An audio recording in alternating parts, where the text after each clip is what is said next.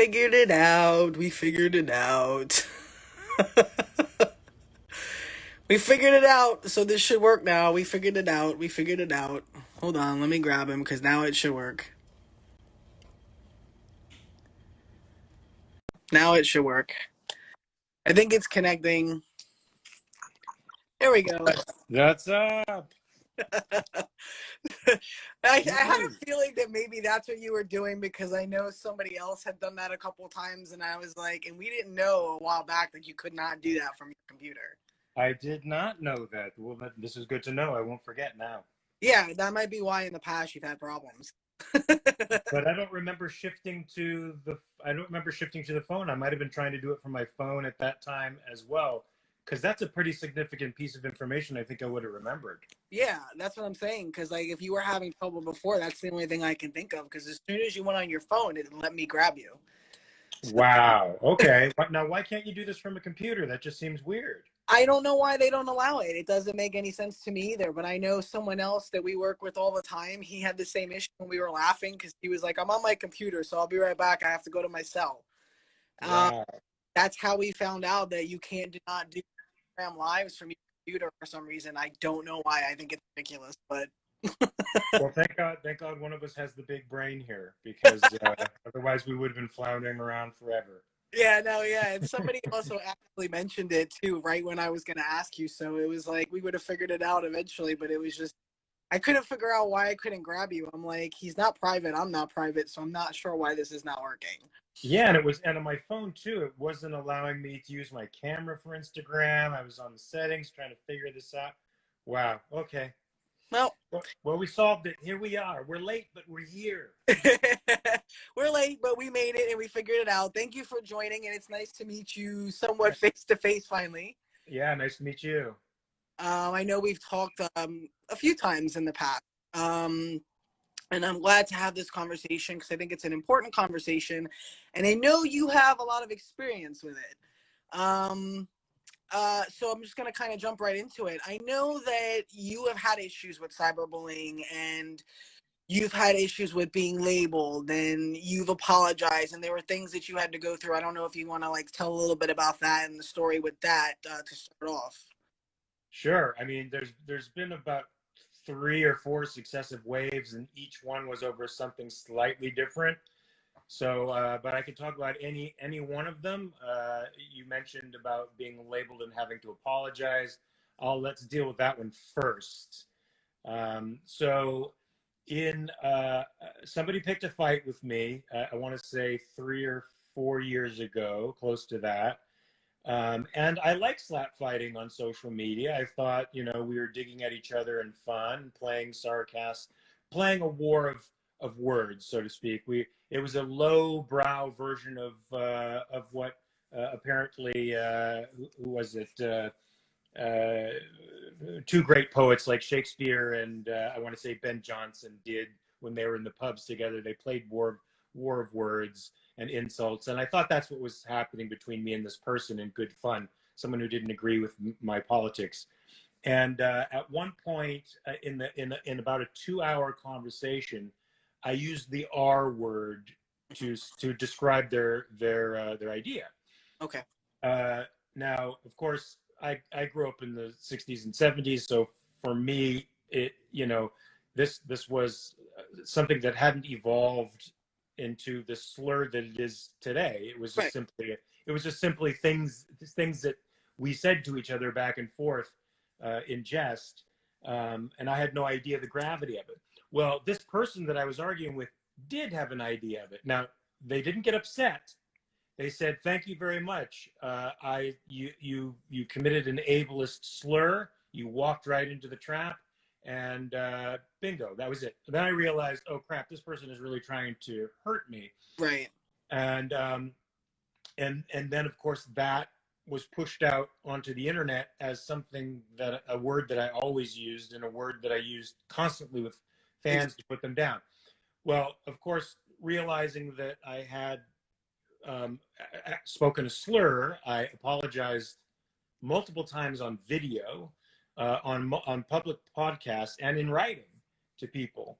to everybody for committing that error, and vowed that I would never use that word again. Of course, if anybody looked on my feed to this day, you would see that I never have used that word in the time since I vowed never to use it, since I understand the gravity of it now.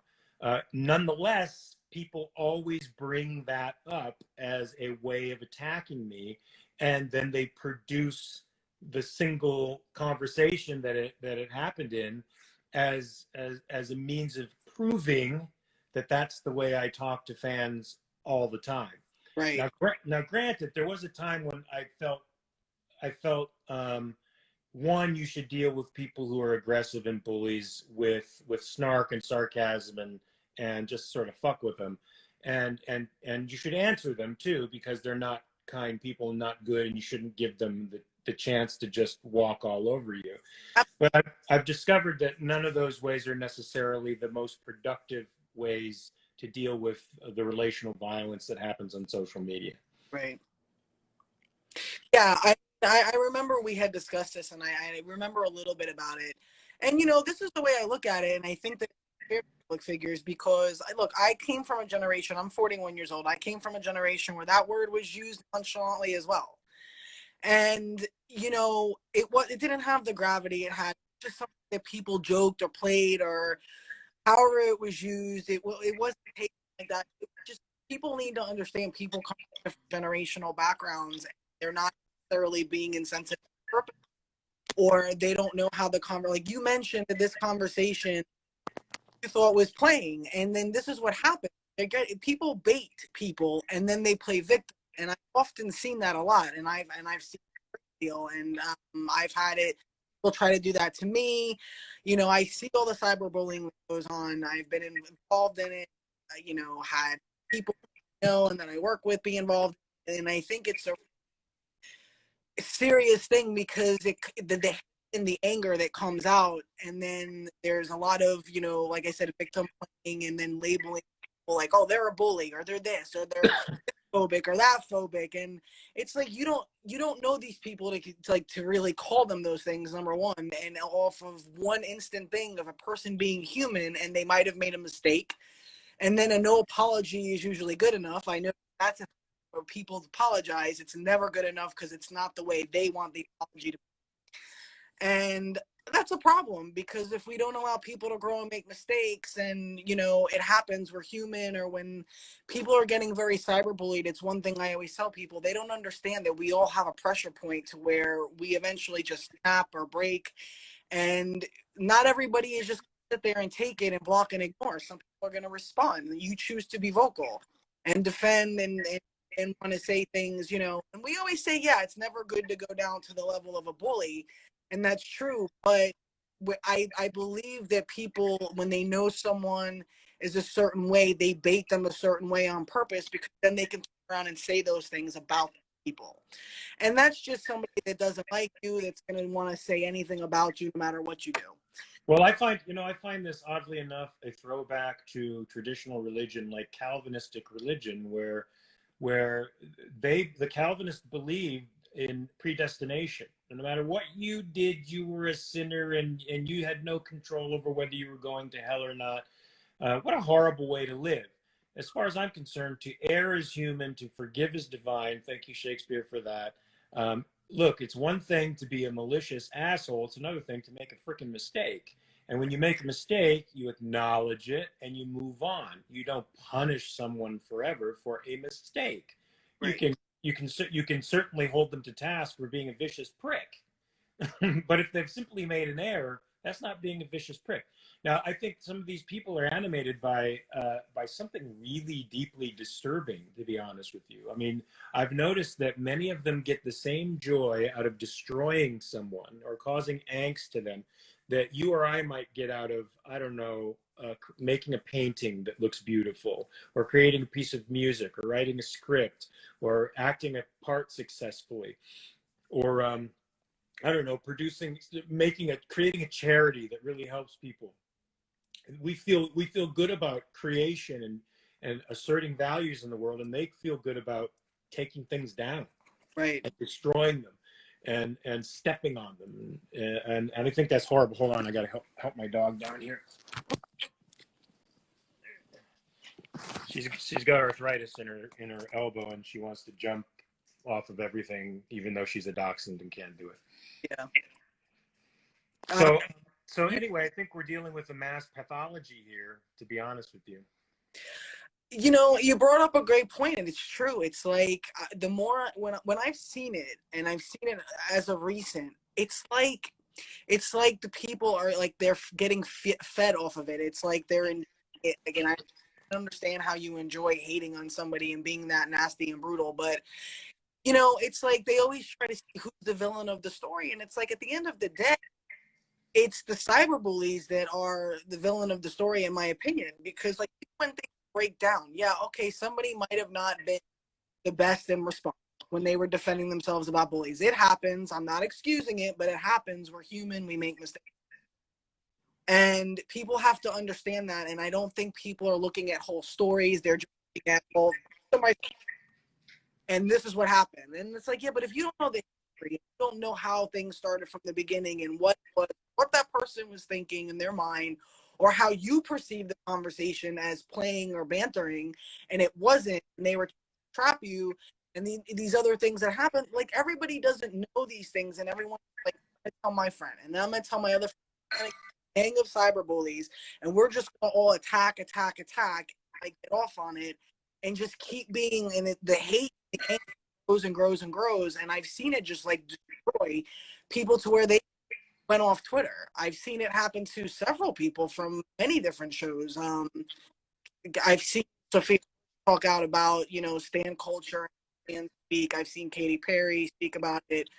I've seen just so many people do videos about making nasty comments on feeds and what you get out of it. And, you know, you need to, you know, one person said like people maybe need to be in therapy, or they need help for whatever's going on in their life that's making them want to hate, because that's a learned behavior. It's not hate people you don't know. And unfortunately, social media gives a lot of, you know, access to public figures now, and they're sending them DMs, and they're sending them hateful, horrible things about their friends and family and their kids, and death threats, and just they don't even know these people, and cancel culture. There's all these things. So, you know, I wanted to get, you know, your viewpoint, because like I said, I know you've had some of those issues where, you know, felt like you were constantly yourself, and, like no matter what you did or said and apologized, like nothing was good enough. And I was just kind of wondering, you know, we're curious about how you know, swam those waters, and how, you know, things are going now, if they've better, don't have issues, because, you know, a lot of people I know seems to be when they're very vocal politically and in other things. I mean, people know this about people, and they go after that. It's like they pick and choose certain people that they know they can possibly, I could get this person angry, or I'm gonna trap them somehow, because, you know, and because they're very, you know, interactive with fans. And Right. you're very interactive with your fans, which I think is great. But I think it's also, they find that great because they're like, well, we'll get some type of response out of them, because they're very, you know, vocal and active with you know, on social media. So Yeah, for sure. Now, I don't know that I've navigated that territory successfully, but I'm learning. You know, you for sort of sometimes forget that you're on a media that's being watched by pretty much everybody when you're having a conversation with somebody on it, and so it's easy to sort of forget the public aspect of it. I mean, there's nothing about myself that I have fear about hiding. I mean, I think public discourse is great, and I think subjecting your own ideas to public scrutiny is good as well, because you not only challenge yourself, you challenge others, and in that challenge, you become better. I'm not made worse by somebody being right and me being wrong. I'm made better by correcting an error. right. Unfortunately, people don't see it that way, and I've certainly handled conversations in the past in ways that were probably unfortunate.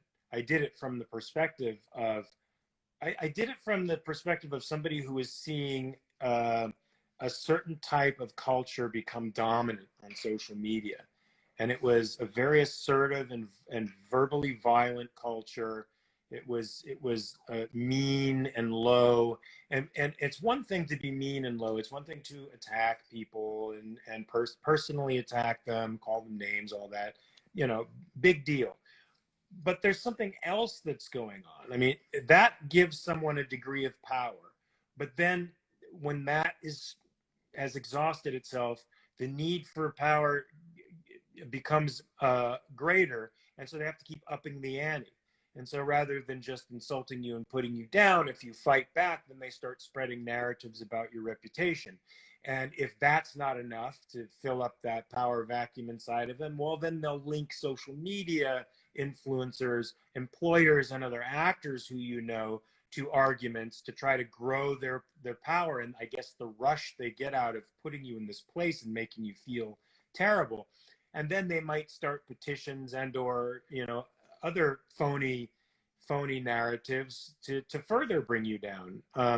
So it's like, I don't know if you I hate to compare some of these folks to serial killers, but there was sort of an escalation of violence with Ted Bundy, the famous serial murderer, where he started out watching pornography, and then pornography turned into fantasy, and fantasy turned into peeping toms, and then being a peeping tom turned into following a girl home, and then following a girl home turned into hitting her over the head and running away.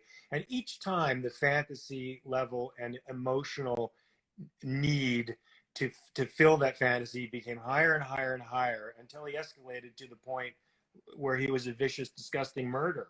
Right. And I think these people escalate to the point where they're not just cutting you down, they become vicious, disgusting reputation murderers. And they lie, and they have no conscience about breaking you down. In their heads, they fixed you as some abstraction. The label is what you are to them, and they want to destroy that label. Yeah, no, you brought up an excellent point, because I've seen that so many, even people that I know and that I work with, and and even as a recent, I've seen it, and yeah, it's true. I've seen that. It's like you start getting DMs randomly. They DM people. They're adding their coworkers, their colleagues. They're at so and so of a show. They're tagging shows. They're tagging cons. The behavior that I see is outrageous. I'm like, I don't understand how you can want to destroy somebody that much because you perceive something a certain way, or you don't like them, and that's fine. Don't like them. Don't follow them, block them, ignore them, whatever you got to do. But I don't see how... Hey, sorry, just to interrupt real quickly. Sorry. I see a lot of Brazil flags. I just want to say hello, Brazil. I love you guys. Hey, Iran. Love you. Love you. I just want to say hi to all those people out there who are sending love from other countries. Absolutely. We could, I always tell people we could, when we see questions, we'll try to take it toward the end. Sure. But yeah, I totally understand what you're saying, because it's really sad, because a person is really like, okay, I can understand if somebody did something horrific, or they were accused of some horrible thing. Like, oh my gosh, this person was accused of domestic violence, sexual assault, like those things are like crimes, but when somebody just like social media, the words are so deceiving and taken out of context, 142 characters, and you're looking at it and you're judging the person, thinking that you know all about them, and then trying to actively destroy them, cancel them, destroy their career, try to hurt them, try to get their friends to hate. The friends don't even know what's going on. Like, nobody knows what's going on because they didn't watch or see it. Yeah. And they just really actively, like you said, try to slander and there's no consequence for it. I think social media does a horrible job. They need to have like a department, in my opinion, cyberbullying department, but they seem more concerned about their bottom line than threats and cyberbullying that actually takes people's lives and destroys people's lives and hurts people. That's a whole other conversation. But I've seen it with my own eyes, and I've seen it happen to good people that they aren't bad people, and maybe they had a slip of the tongue, or they've admitted, like, I say, like, hey, look, I'm hot-headed, I'm vocal, I misspoke, or maybe I was a little bit too harsh, or I said something insensitive that I wasn't really sure of. But, then I also see that even when they apologize, because those people already have that hate, that they don't even care what they say. They could apologize 10, like you said, you apologized 5 different ways.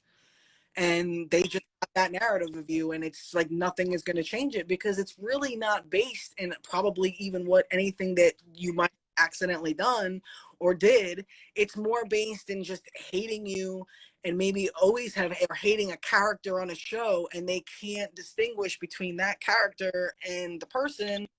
And there's a couple of different things that I sometimes feel that, having a degree in psychology, I sometimes try to analyze cyberbullying a little bit more and kind of psychologically break it down to where it's like, this is about that. Let's be real. Now it's about something else. And I think it was always about that.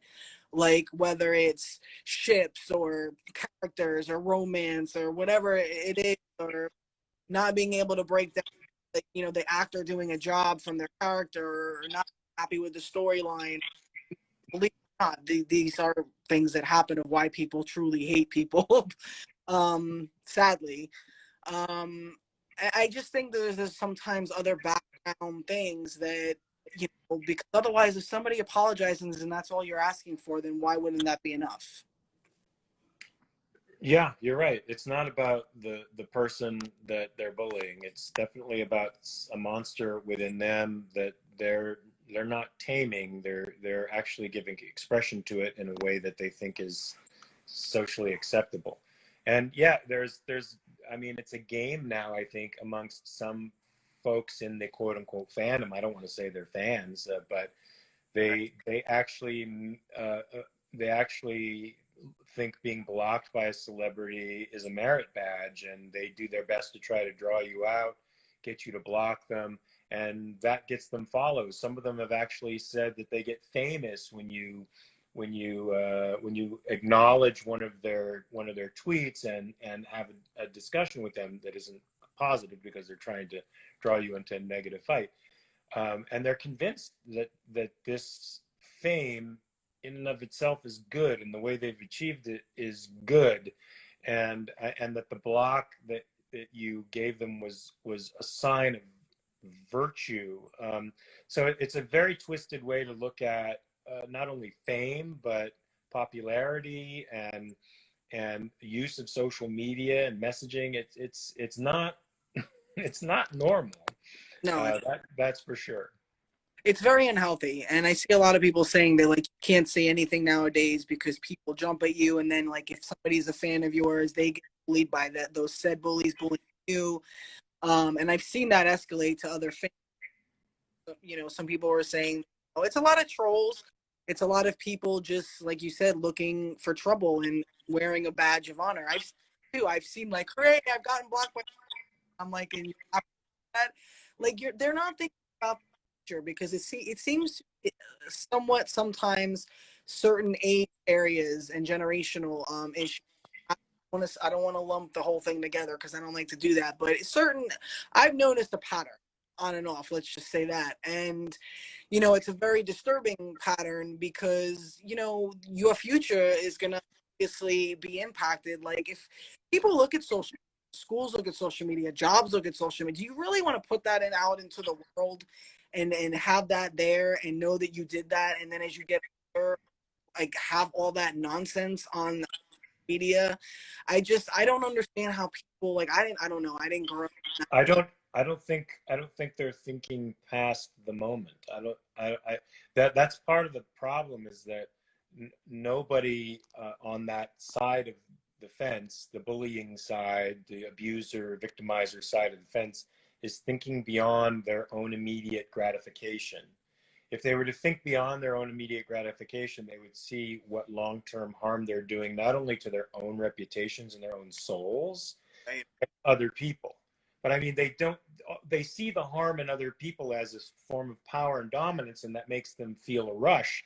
But what they don't see is how harmful that is. Check it out. I mean, this is in no way similar. This is in no way the same, but there's a similarity. I'm reading Frederick Douglass's autobiography right now. The great orator, writer, philosopher, and former slave, Okay. and friend to Abraham Lincoln. And his autobiography is I recommend it to anybody. It is unbelievably touching. It's so powerful, and that he writes so powerfully. But and it's magnanimous as well in its sense, in his capacity to understand the full context of the sin, the moral sin of slavery.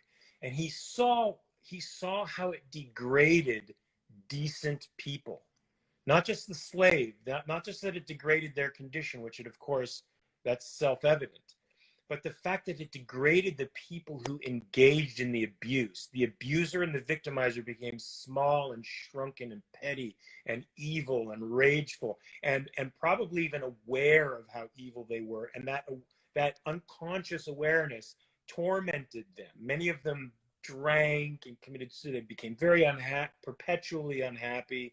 An example of that is founding father Patrick Henry, the famous man who slammed his fist on the desk and said, "Give me liberty or give me death," kept slaves until the very end of his life, and was miserable, as he should have been, for holding that paradox in his head, in his life. Well, look, that same kind of moral degradation happens to the people who abuse others on social media. They are making themselves smaller every time they do it. And when they're doing it when they're young, it's like taking drugs and smoking cigarettes when you're prepubescent. You stunt your growth, your emotional life becomes crippled, your brain is crippled, your capacity for empathy is crippled, you're ruined forever. So guess what, guys? Stop. Just stop. Have constructive conversations with people. They can be aggressive in the sense that you're passionate, you're pursuing your truth. Your truth is conflicting with another person's truth. That's great. Slap at each other. Have fun. Call each other names in a loving way. I do that with my buddies all the time. I break their balls all the time. I don't love you if I don't break. If I'm not breaking your balls, I'm not loving you. Right. And so I didn't know that. I learned that from my buddies back east. They would say the harshest shit to me. I'd be like, "What the fuck is the matter with you?" And they're like, "We love you." I'm from New York, so we do that all the time here. Yeah, it was crazy. I remember I was in my Taekwondo class. I finished my Taekwondo class, and my buddy from fucking New York would come over and we'd wrestle. Right, he'd teach me wrestling, and he would just beat the fuck out of me verbally. And I was like, Jesus Christ, I guess you like. And he's like, I like you. That's why I'm doing that. Anyway, I mean, I figure, hard banter, even online, can be very, very good. It can be very stimulating, like working out at the gym, Right. or in a boxing gym when you're trading with somebody and you're popping each other, but you're learning. Yeah. But there's a difference between that and the sadistic shit we're seeing now that's becoming epidemic. It's just epidemic. Oh yeah. It's been an epidemic for a while. Real quick before I continue, someone wanted to know the name of the book that you mentioned. I just want to say it's probably Life and Time. Hold on a second.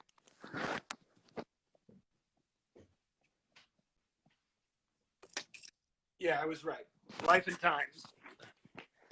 It's okay. The Life and Times of Frederick Douglass. Look at that man. That's great. Who look he in is it. like? He is like. Look at that powerful, beautiful face. I just wish he was alive today, because we could use that kind of mind to negotiate this insanity that's out there now. Yeah, it's so true. We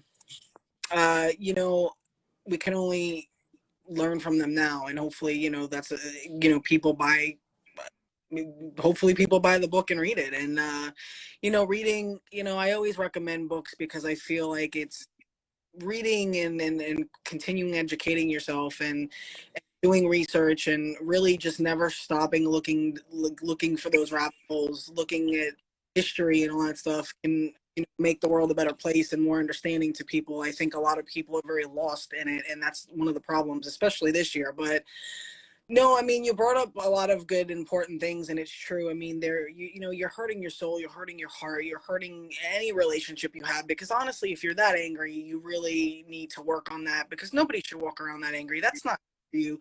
I mean, it's a lot of such unhealthy behavior that I see when it comes to this popularity culture of canceling and just cutting cords and not giving people, I found something that somebody did 10 years ago, so now let's destroy them. And it's like, okay, but that was 10 years ago. Can you maybe look at it? And I really feel it's important to always look at what's in front of you and in the present.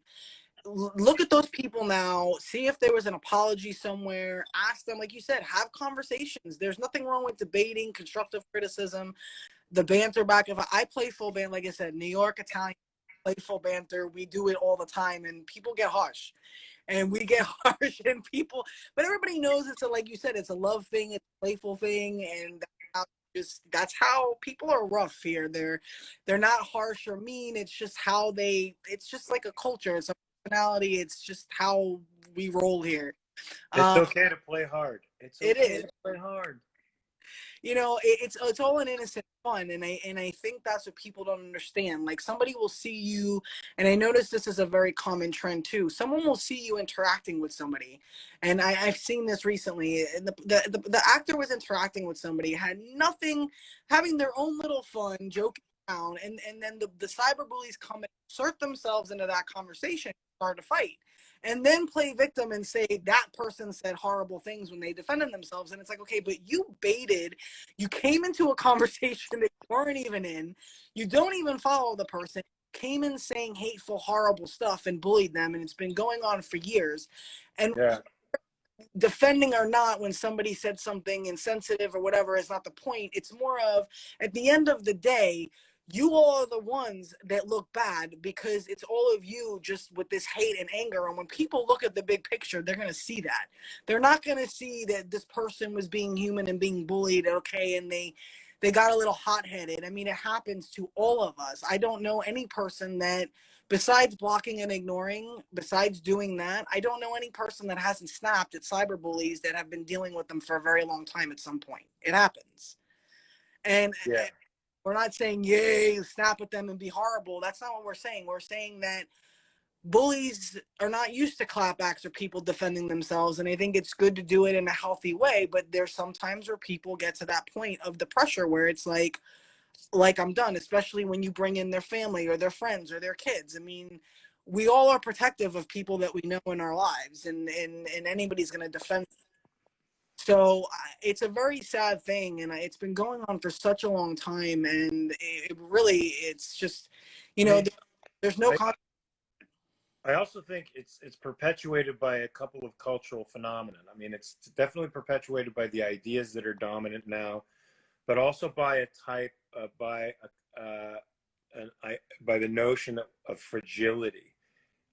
It's like protected parents are helicoptering over their kids all the time. They don't let them resolve conflicts on their own. They're protecting them from food and dirt and scrapes and bruises and pains of every type, and they're creating a culture of fragility. And in school, they're learning uh, a sort of dogmatism that doesn't permit an exchange and or conflict within an exchange. So you get people who are becoming debate averse, or if they feel like you're debating them or conflicting with them, they start to shatter. They start to physically and emotionally come apart. We can't have this culture of fragility anymore.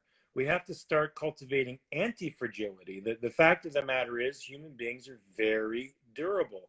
The only way you get stronger is to tear your freaking muscles down. The only way your immune system gets stronger is to expose it to bacteria and viruses and parasites. The only way you get better at dealing with people is by dealing with them all the time. You right. know, when I was growing up, I have punched every single one of my friends in the face, except for maybe two, and they've punched me in the face, and we've rolled in the dirt and beat each other up, and some of these people are my dear friends right now, right now.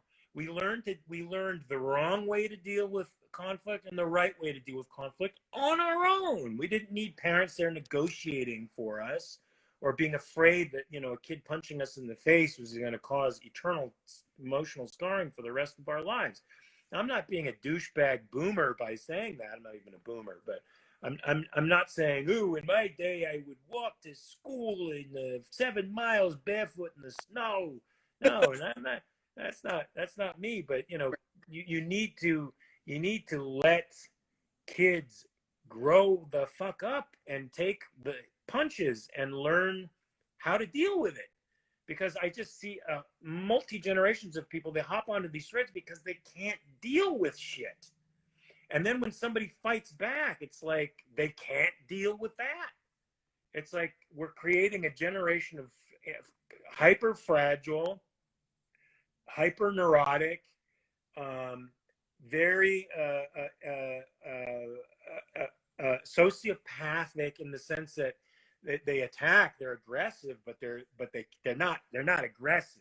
I mean, I know guys who are fucking beasts. I know aggressive guys, and you know, these people throw stones from crowds and run hide in the fucking shadows so they don't get retaliated against. And the second they feel the pushback, they start, you know, pretending that, you know, they're on a hospital bed, and you're putting them on a hospital bed. It's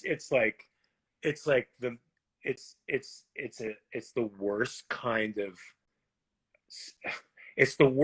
of personality and spiritual path that I think anyone could follow, and it's becoming the norm. It's becoming the dominant way of doing business now. You know, you brought up a very interesting point that I don't really think people think about much. And, you know, I'll further expand on it because I say it all the time. I think that because so many people are using social media, like I said, I didn't have it when I was growing up. We had beepers and payphones, and at some point we eventually had face, but we had to deal with things face to face. We had to learn things on our own, or whether we were taught or not. Also, empathy. You don't see people's face or tones. You don't learn, so you don't learn how, like, different emotions people have. So it's easy to be a keyboard warrior and say all this stuff. You don't have any consequences. You don't see a person, you never see them. You're not, because half these people would not say these things to, most of them probably would not say these things to someone. I can guarantee it. In my case, I can guarantee it. I'll tell you what. I mean, I don't know if this was a mistake, but one time a guy got me so mad. I was like, it was a philosophical discussion, but he was a nihilist, a total cynic, and a skeptic, and he was just evil. And the things he said were so evil. He started to slyly and intellectually insult my family. So I actually said to him, "Hey, dude, check it out." I said, "How about this? You and me can go to DMs. You can tell me what state you're in. I'll fly to you. I will fly to your house, and I will stand there, and I want to see what you say to me to my face. Now we'll sign a waiver, whatever we have to sign, so that, you know, none of us gets in trouble for anything that happens. We completely understand what's going on. I want to see if you have the balls to stand in front of my 6'3", 210-pound ass, who is handy and knows what to do, to see if you're going to have the balls to say that to my face." Of course, he never took me up on the offer, but I was willing to fly out to somebody's state to see if they would say that, Right, and risk the potential consequence. right. You know, I mean, you could say, "Wow, that's a terrible thing, Mark. You're challenging somebody to a fight." I wasn't. I didn't know which way it would go. I was challenging him to have the balls to say it to my face. Because Right. there's nothing that I would say on social media that I would not say to somebody's face directly. I never do that. Right. That's important, and I think that's good. Well, this is what I always, who they stand by what they say. Like, you know, and I've seen other male actors say the same thing. Like, you know, I'm not hiding behind anything. You know, you want to come to a con and say it to me, say it to, I've seen people say, come to a con and say it to me. Then, like, it's very easy to say things online. And then, like, when they see you, they're all like, hey, and they don't know who the person is because they hide behind an icon. But, you know, I've seen it. I've seen them say, you're not the first one that I've seen say that. It's not really threatening a fight. It's just saying, like, would you say that to my face? And, hey, you know, I had one, sorry to interrupt, but I had one who claimed to be at a con I was at in Vegas. And this person was claiming to be confronting me. and claiming that they were like, they walked up to me and they just said I was an asshole. And Mark just went, oh, what? You know, they were making up this whole dialogue. And I said, tell this person to come out. Tell them to come up to me at the table. I won't bite. Tell them to actually come. They were hiding. I don't even know if they were at the con, but Right.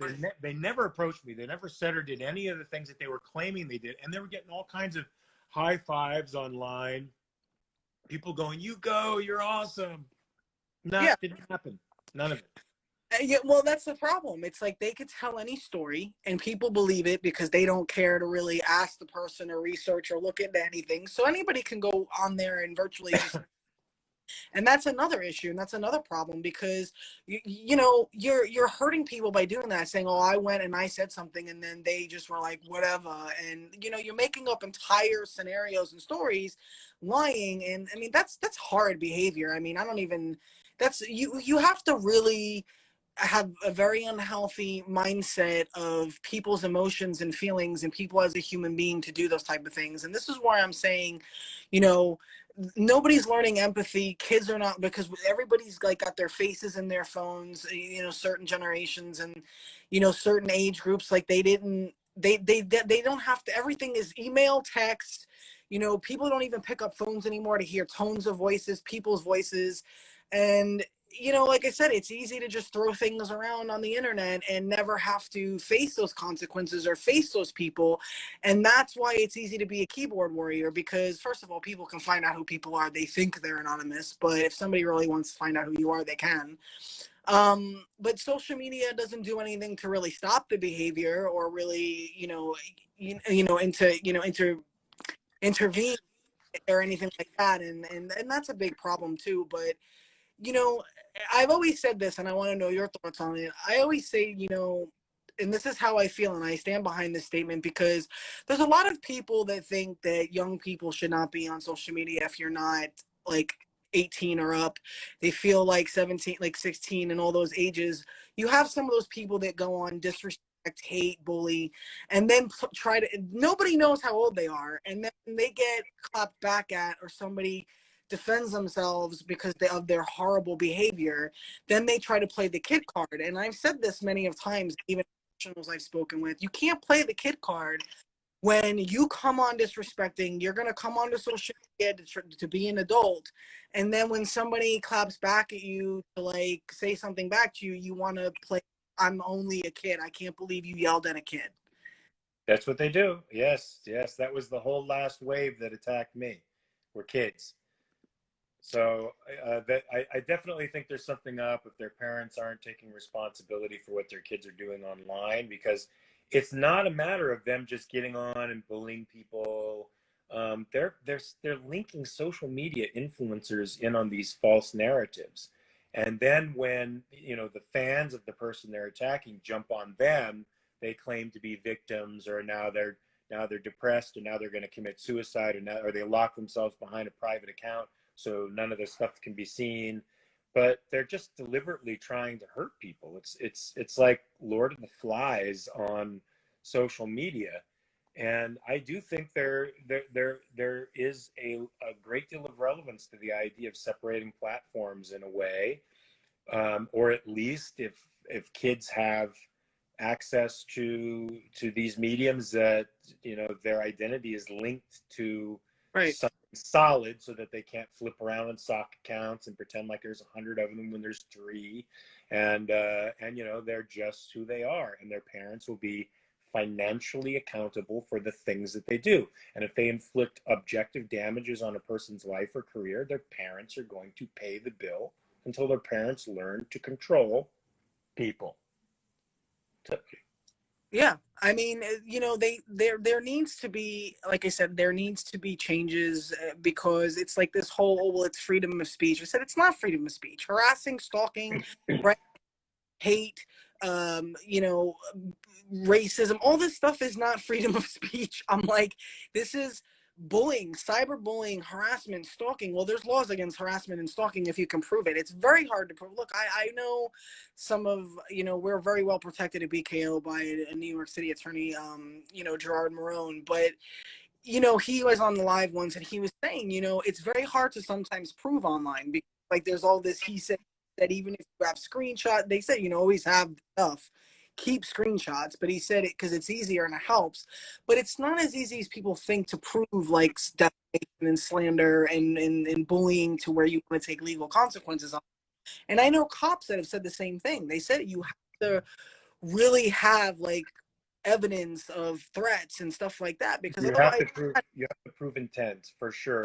And it can be very difficult because that intent could also include, well, the person was just passing on something they took in good faith. But really, here's another thing that I think, and I don't know if it's part of the conversation that's going on out there or if I'm just bringing it up. Establishment media has proven itself to be a rather inadequate truth teller. And so people are now turning to alternative sources of media for their information. Well, that makes platforms like Twitter and stuff a platform for independent journalists. And in my view, if you're passing on a narrative, particularly about a celebrity, you have become a journalist.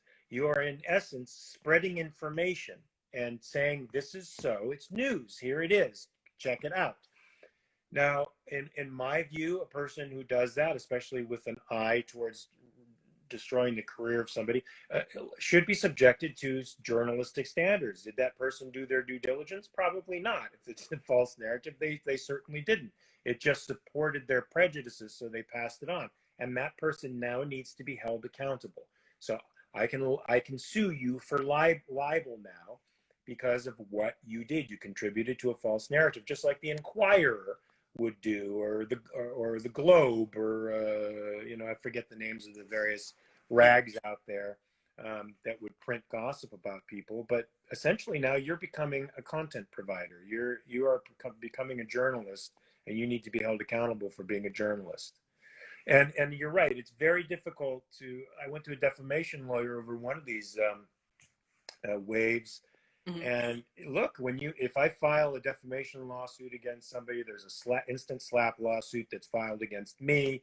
Then all of my media, private and public, becomes grist for the other lawyer's mill to pick out things out of context that they could use against you. Even though I don't think they would find anything, it's still excessive. And then you have to pay enormous retainer fees, and then you have to prove intent, and the person can just as easily say, I didn't know any of the other details, I just knew this. And who knows if that's going to be enough to say, okay, there was no intent here to harm you. Yeah. And then you're caught, you're stuck paying their attorney's fees in addition to your own. And that's why I started the Guardian Project, because I want to create a space where people who don't have thousands of followers around them, who can get the evidence and push it back in the police faces and say, see, you're wrong, this is actually a lie, and here's why. Those people who don't have what I have, people circling the wagons and being honest and protecting your reputation, I want to give them that. I want to give them the chance to defend themselves against victimizers. If somebody's ruined someone's life on social media, I want to have the resources to get that victim restitution to make them whole again, because they don't have it on their own. And that's my goal. Yeah, I was going to actually bring this up and actually ask you, talking about bullying, because I know, I did share it, and I shared it all over, and I read what you sent me as well. But I wanted you to go more in depth of exactly what it fully entailed and what it was for, and what exactly are your, projections for it, and what you're wanting to do with it. Yeah, so the Guardian Project itself is the thing that we had on Kickstarter was for a pitch deck. We have a producer who has tons of connections with networks. He liked our idea a lot, and he knows how to create a great pitch deck, and he's got connections with networks, and he could get us in the room and we can pitch this to various networks. The idea being that we call out victims and victimizers, and in the case of bullying, we give the chance for rehabilitation on the part of the bully, where they can open up their lives to us and demonstrate that they've committed to becoming a benign influence on social media, and they can make the victim whole in whatever emotional way that means, whatever the victim is prepared to deal with. And then for those who've actually hurt people objectively, we'll get justice for them. We'll try to get them reinstituted in whatever employment they've lost. We'll try to clean up their reputation and give them the resources to fight the person who tried to destroy their life. And we would do that via a television show. Just like is it John Walsh did it because created America's Most Wanted out of his experience with the legal justice system and the murder of his son. And then there was the cat who did Catfish, who was bamboozled by somebody for a year online. He fell in love with a fictitious person and then decided to make a show catching these people who do this kind of stuff to other people. Right. And I want to do the same thing for people who don't have a voice like I have. I want to surround them with a mental health community and a legal community that will make them feel protected. And I want to scare the fuck out of these sons of bitches that think it's okay to ruin people's lives because it gives them a little thrill inside. I want them to understand that there will be hell to pay for being an asshole and a murderer of people's reputations online. Ain't gonna happen anymore. So that's the Guardian Project TV show. We also want to attack various other aspects of social media that we think are lacking. I don't think their standards are very objective. I think they have algorithms, I guess. I don't know what informs those algorithms. It seems right. Like a certain kind of linguistics informs them, and so they're incredibly biased, and so you end up with the perversion of somebody like a Dave Rubin, who's a classical liberal, married gay man who interviews everybody because he's open-minded, being booted off Twitter, while the Ayatollah Khomeini can tweet out about that the Holocaust is a fraud and experience nothing on his Twitter feed. I'm sorry, that's just absurd. If you have objective standards that aren't biased, tainted with academic leftism, towards libel, slander, force, violence, those things which are truly not free speech. You're not free to lie to people, to defame them, to ruin their lives, or threaten violence to them in any way. So set up objective standards so that speech can truly be measured, and people who are really committing these kinds of acts, these civil violations, and in some cases criminal violations, can be booted off. I also think there should be a universal verification process where everybody's identity is tied to their handle in such a way that they just can't rejoin and or have 17 accounts. Some of these people that isolate a victim, it's really like 5 people that are on 50 different sock accounts flooding this one person and making them feel totally alone. Well, you won't be able to do that anymore. Right. It's not just for accountability's sake. It's to keep you from pretending you're something you're not. Right. All right. And from isolating victims and from making them feel like you're a crowd when you're really just one person. So I think there should be that. I think those IDs should be shared across social media platforms. So if you're a bad actor and you're a known bad actor, if you go to Twitter jail, you're really in Twitter jail. You can't get back on. And that information is then shared with, say, Facebook. And Facebook could say, nah, you're a bad faith actor. You hurt people.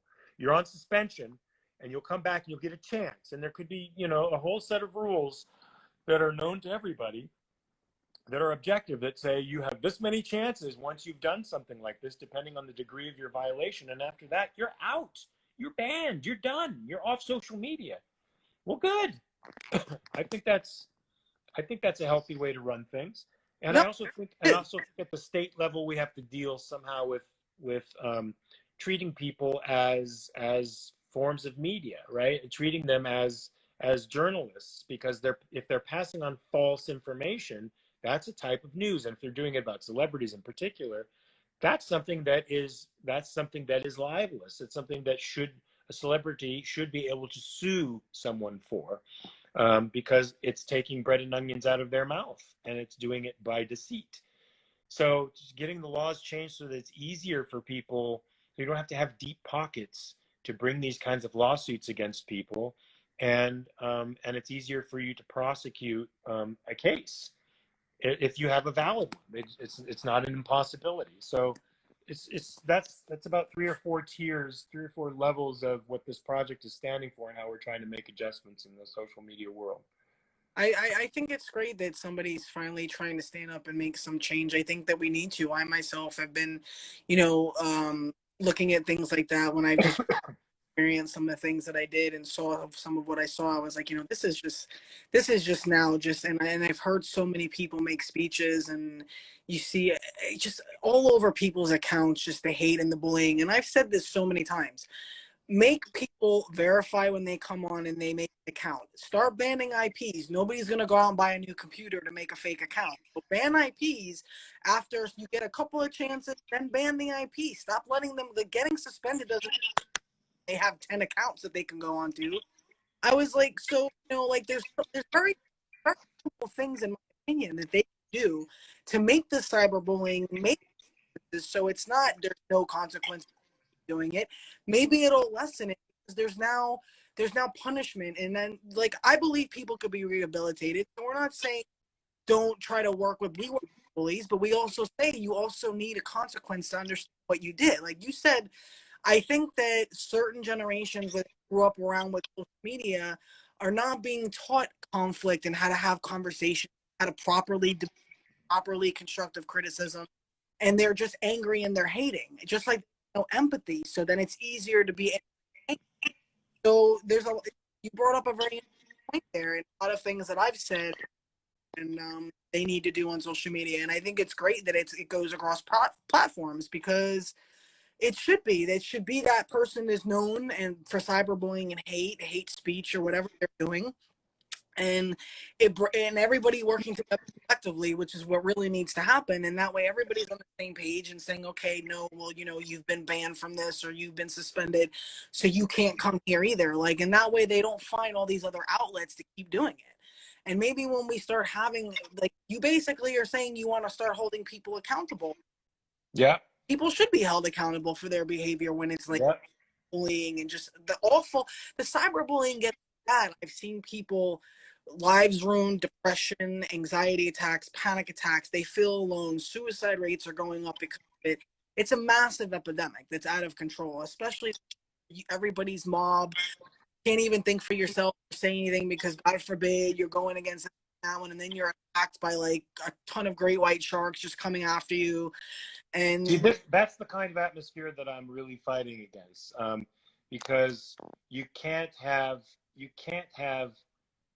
liberty or progress or even peace if you're crushing independent thought, if you're crushing the things that make you feel uncomfortable. You got to read the uncomfortable books. You got to have the disgusting ideas out there in the public forum so that they could be argued out of existence. If something is a terrible idea, it needs to be debated. And right now, terrible ideas are becoming commonplace, and they're getting purchased in the discourse precisely because they're using a type of logic that that knocks out debate from the get-go. The whole concept of postmodernism and the theories that have sort of arisen out of postmodernism are debate averse, they're reason averse, that the cultural Marxist orientation towards all discourse is dominance, and so they actually consider say normative behavior or normative ideas to be part of the culture of dominance. And so there's an inherent critique against it and no counter, because if you counter it, you're part of this dominant structure and you're evil. And it's sort of a cycle that encourages, well, just putting down dissent, just putting down dissent against really irrational ideas. And I came up against this yesterday when somebody, an intellectual, had posted something about to the effect that nothing is true unless an institution more or less says it is. He was sort of arguing for the social constructivist notion of truth. I disagree with that utterly. Mm-hmm. Not that there aren't things that aren't social constructs that don't find their way into our normative ways of living, and we assume are truths that aren't. That's a fact. But he was saying it for all truth, and so I disagreed with him. And so this bully with a guardian with a guardian moniker in his or her profile page jumped on and tagged TMZ and Elliot Page. It's Elliot Page, right? Is Elliot the one who just recently transitioned? Mm-hmm. Well, put him on as if they had anything to do with the argument. And what they were trying to do was drag Elliot into a conversation about social construction of truth when Elliot wasn't a part of the conversation. But they tried to make it that. And they tried to bully me into I don't know what they were trying to bully me into, but it was ugly and disgusting, and it was clear that they were trying to hurt me in some way. And I confronted them. Why are you tagging TMZ on a conversation between me and an intellectual? What does Elliot have to do with this? Right. Why do you want to bring Elliot's just recently transitioned? Why do you want to bring Elliot into this when he's probably going through his own issues and doesn't need you to make a public spectacle of him? Why are you doing that? And you're claiming to protect him from what? I never attacked Elliot. Right. So that's how some of these bullies do it. They're sophisticated. Mm-hmm. They're sophisticated sophists. They know social justice theory. They know social constructivism, and they use it to twist narratives and to try to turn public opinion against you, and to try to paint this idea, since you're outside the mainstream, and think that, well, there's such a thing as objective reality, objective truth, and all of that still matters. Well, now you're weird. You're a dissenter, and you need to be destroyed. Yeah, I've seen the behavior that you're talking about, the whole involving people. Like, I've seen stations that have nothing to do with anything, and they're tagging like 10 people. They're going to do this. Look at these screenshots. And nobody's really looking at them. They're not hurting them, other people. It's sad that they're trying to, invade these other people's lives while they're sadly disrespecting and trying to hurt someone else.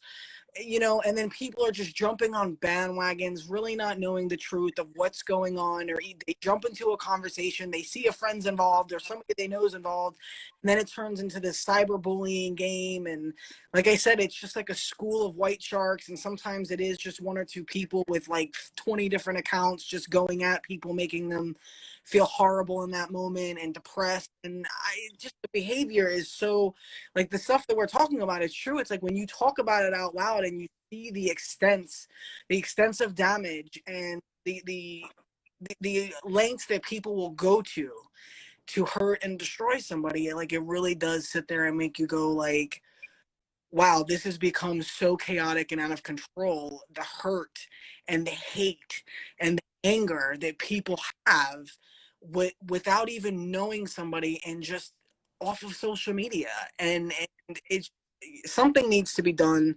And I'm glad more public figures are speaking out about it. I'm glad people are starting to, I know some are starting to finally, block, and they're starting to, defend themselves, especially when they're going after their family and their friends or their kids. They're speaking out more, and they're getting involved and defending more. And it's what, for so long people just ignored it, and now I think it's becoming so out of control. People are doing lives, they're going on their Twitter, they're live, and they're saying, why are you doing this? And people are actually like seeming to address it, because people are at a point where they can't take it anymore. They're like up here with it. So I think that it's great, and I think that we touched on a lot of important things. And I mean, it's a conversation that can go on forever because there's just so much going on. But we are going to have you on the podcast. We're going to set a date for that and have some more conversation about it, and then, you know, spread the word about our campaign that way as well, because we have different audiences with different things. Hey, you know, good. Let me just say hi to Russia. Hi, Brazil.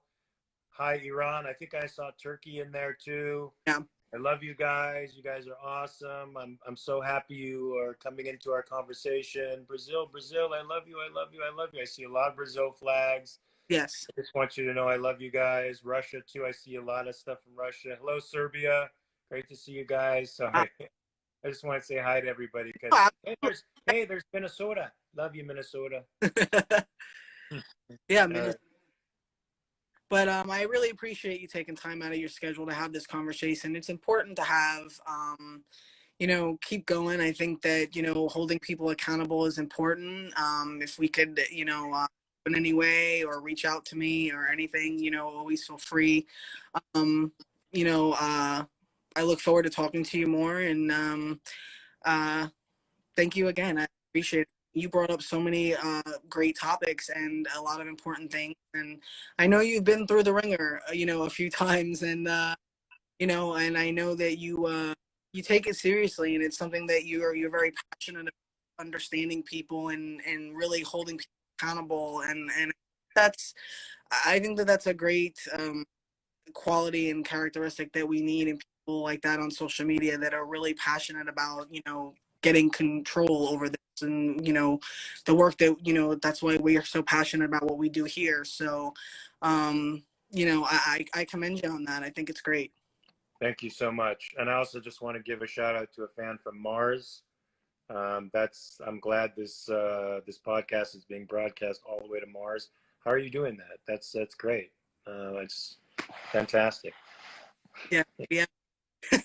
We have special contact everywhere. That's fantastic.